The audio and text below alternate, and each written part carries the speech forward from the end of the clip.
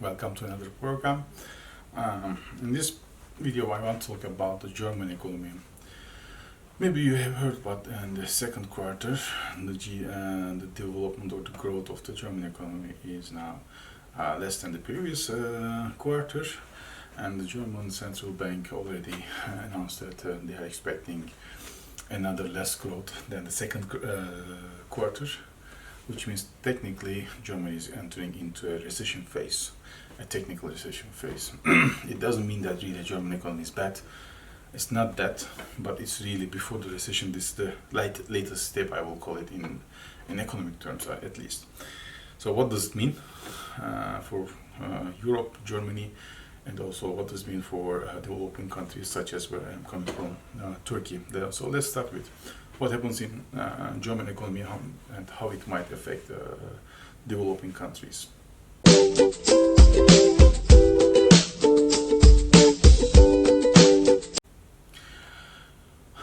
The economic data is already revealed in Germany, and the second quarter, the German economy has grown less than the first quarter in 2019.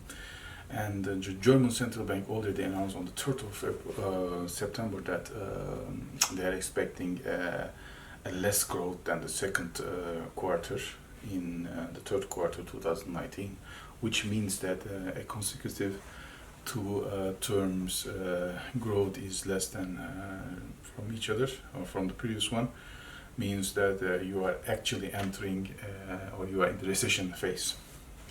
So this recession phase is not good news, of course.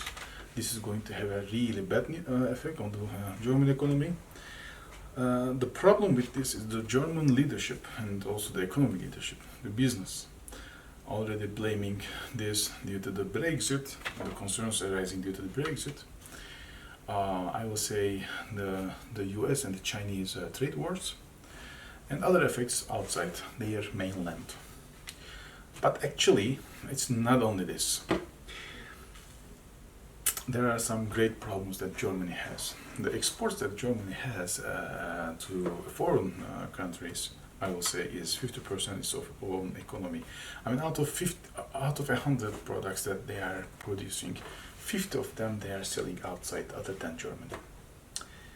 Like, that's a very good thing, to be honest, if you are in already a growing or in a really good economic period. But if you are now in a recession, it means a very, very bad sign for the German economy, because it means that you are going to have unemployment, you are going to also have less economic activities, the turnover of the euro or the monies will be less, and it's going to affect the German people.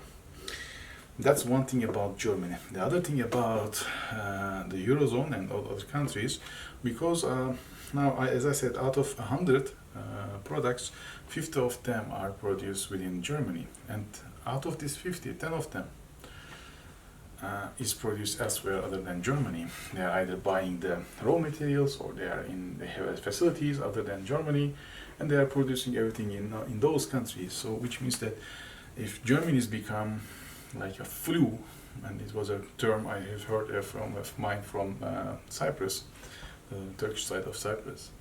He told me once that in Cyprus, whenever in Turkey you have a flu in the economy, we become a cancer. The same for the developing countries, especially making great business with Germany. If Germany economy becomes flu, those economies will be really having a hard time. And that's what is going to happen when German economy is declining. The developing economies' vulnerability to this decline will be even greater, because they are exposed to these risks greater than Germany. So we are expecting unemployment will rise in Eurozone, and the economic activities will lessen. There will be some problems. Now already on the social media, we are reading and hearing that the German Bundesbank has been planning to print, I would say, 50 billion, or if not print, let's say, getting an economic stimulus package for around 50 billion euro in case when required. They might do these kind of plans. Always, I think, all the central banks are doing in case. But if it is going to take place, it will be really good for the Eurozone, including Germany. But the problem with this is especially the German economic leaders, the party leaders, political leaders, and more often Germany itself, because they think it's not their problem. It's more else all these foreign effects are affecting German economy. That's why they shouldn't be doing a lot. Now, China we are looking at, and now I want to make a link between China and Germany, although they are both different countries. Have declared last week that they are going to reduce the monetary, I would say, holdings of currency in the central banks from 13 to 11% and from 15 to 13% respectively, the smaller and bigger banks in China, which means that the money that they have to keep in the central bank, now it was 13%, let's say, for instance, now it will be 11% of the total revenue. So this 2% revenue will be used by the banks as credits to the people in China, so that they try to, let's say, increase economic activities by or through credits, I would say. Now, Germany hasn't done this kind of things, but what I'm saying as a resemblance, also Chinese economy needs to do these kind of things because they are also economy exposed to exporting activities a lot, vulnerable. Out of all the 100 products they are producing, almost 50 of them also they are selling outside China.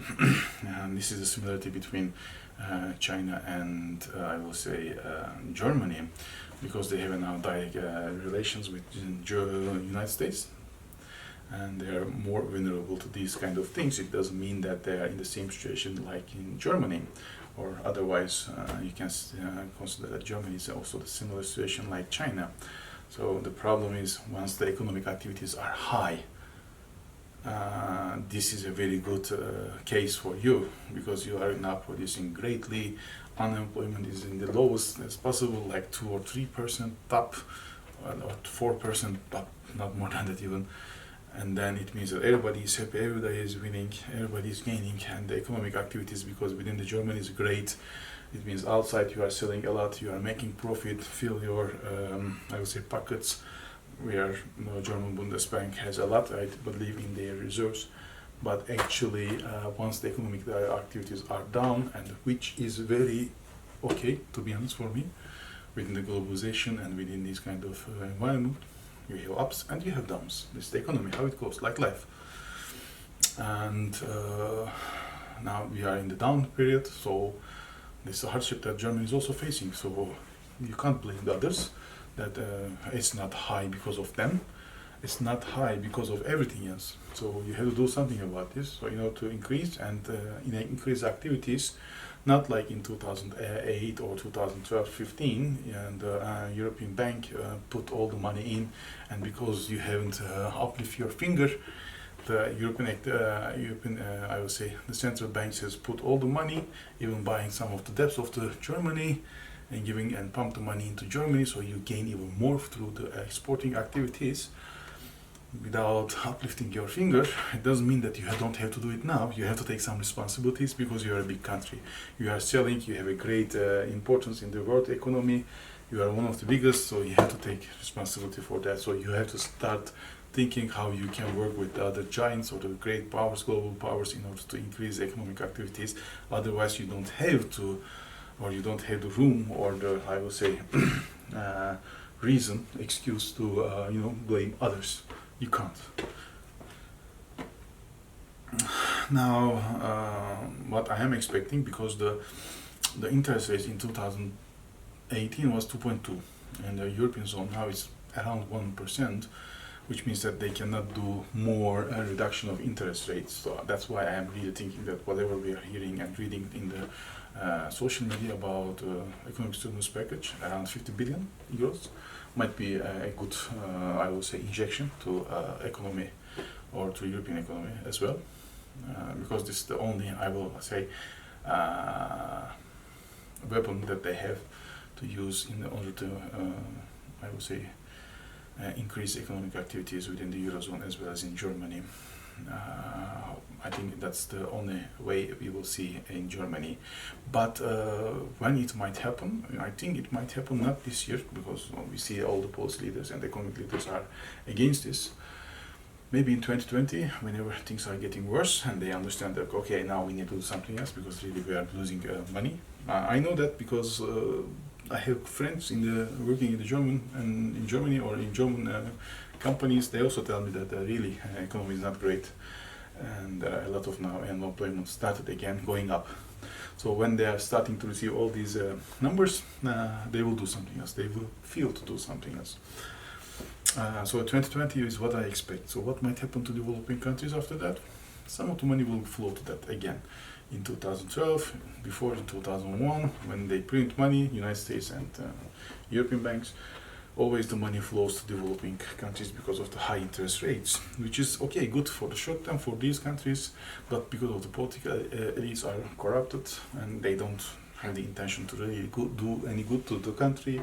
Usually in the long run, we are going to see the same effects now all these developing countries are facing as of today. No development, no factories, nothing, just buy, that's all. So in the short term, developing countries will be happy. In the long term, they will be affected negatively, greater than today.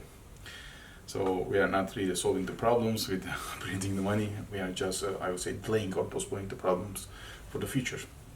If you like the video, please, there's a like button underneath the screen. Please press on it. And please subscribe to our channel, so whenever we publish a new video, you are going to hear and watch it first. Thank you for watching and have a great day. Bye.